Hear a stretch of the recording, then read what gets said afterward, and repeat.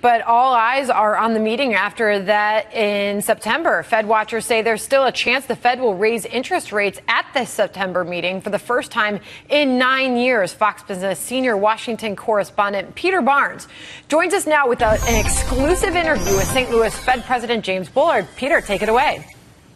Well, hey, Sandra, thank you, and welcome. Hello from the Gateway City, and Jim Bullard just joins us right now to talk about policy. And you have your next policy meeting next week, Jim. Are you going to raise interest rates next week? Next week might be a little early. I think we'll use that meeting to assess the data. We have tried to be data dependent here, but I'd see September, having more than a 50% probability right now. I think.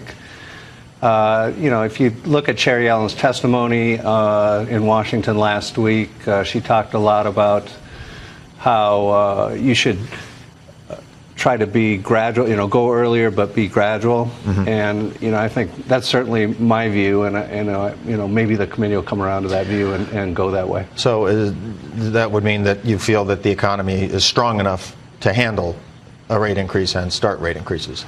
Oh, yeah. I think the economy is much closer to normal today than it's been in quite a while, certainly over the last 5 years. And so the main problem is we are on emergency settings for monetary policy. We've still got the huge balance sheet. We've still got zero interest rates. But, the economy as a whole, you can complain about this or that being sluggish, but it's not in in emergency mode. I mean, we've got unemployment very close to the natural rate.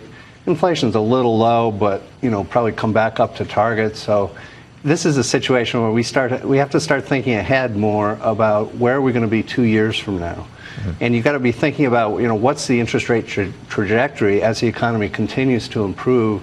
Unemployment will probably come down below 5%. We've got a lot of reaching for yield in the economy. Mm-hmm. So I think it'd be prudent to move off zero and then take it meeting by meeting from there. So you want to stay ahead of the curve, basically? Absolutely. Yeah. If you get behind the curve in central banking, it's not pretty. Some of your colleagues, according to the last economic forecast in June, think that you could raise once this year. Some think that you could raise twice this year. What do you think? Yeah, you don't have to commit at this point because we're trying to be data dependent. We'll see how the data comes in during the fall. I continue to think we'll get 3% growth in the second half of the year. And if that's the way it materializes, we continue to get good jobs reports, you probably would see a couple of increases.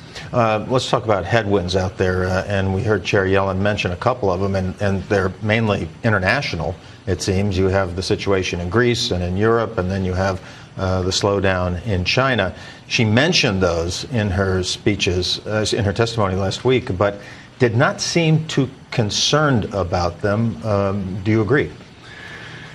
Yeah, I don't think they're going to, of course there are risks that are out there, but I don't think they're going to manifest themselves in actually coming back to bite the U.S. economy during the second half of the year or beyond that. So, for Greece, I think we've got a deal. Looks like it's going to go through. You never know. It always takes, there are always twists and turns, but it does look like it's going to go through. So I think at least for now, that's going to be behind us. For China, China's certainly been slowing over the last couple of years, but I wouldn't see the gyrations in the Shanghai stock market as being something that is a large enough magnitude to really impact U.S. policy.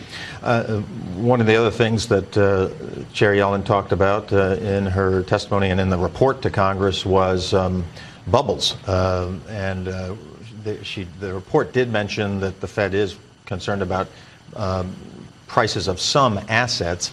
What do you think about assets right now, asset pricing, and particularly equity markets? The NASDAQ hit a new high on Friday.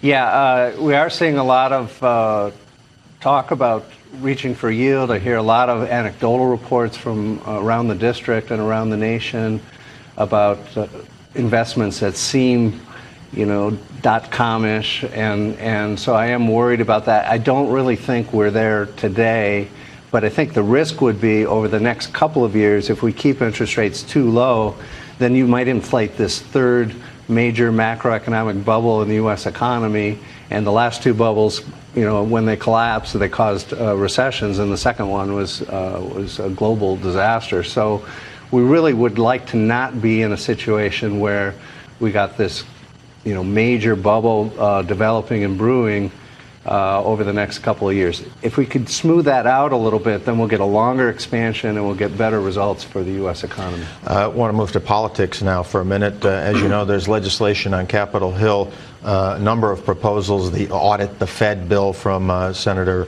Rand Paul, another one that would change the structure of the Federal Reserve banks, another one that would require the Fed to follow certain rules to set monetary policy.